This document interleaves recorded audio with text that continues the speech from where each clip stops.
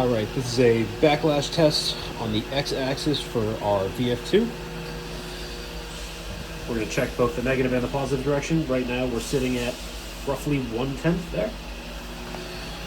We're going to move over 5 thou next.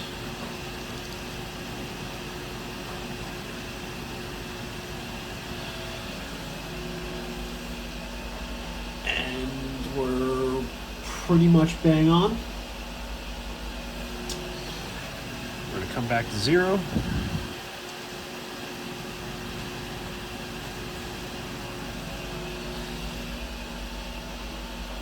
And we're about a 1/10 off from where we were. And we're going to go in the other direction now.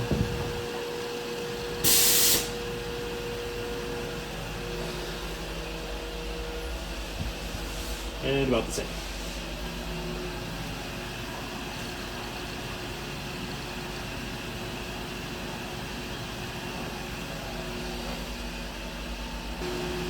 This is the y-axis backlash test on our VF2.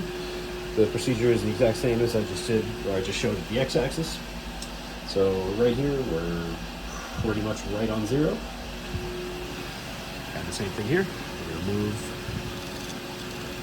5 thou.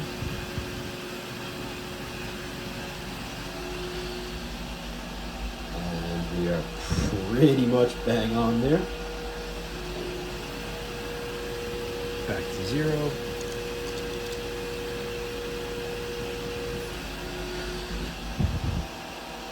About the same. Maybe half a 1/10 there, if that.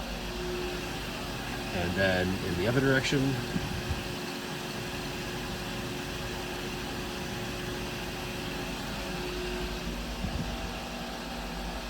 Maybe half a 1/10 there as well. And then back to 0.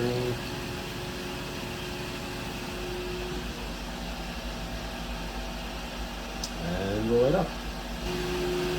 And here is a z-axis test on our VF2. This is a bit flawed due to the fact that there's a counterbalance, so the z-axis is loaded. This is just more visual for repeatability of the z-axis. So we're sitting right at 0 here.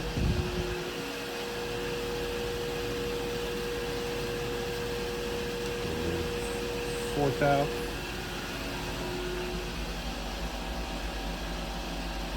That's that.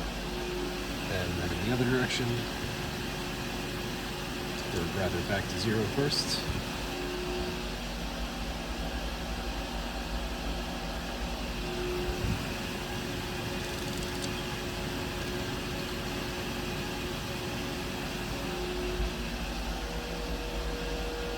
That's both directions Z. Again, this is a bit flawed because there's a counterbalance system, so but this shows the repeatability of the Z-axis.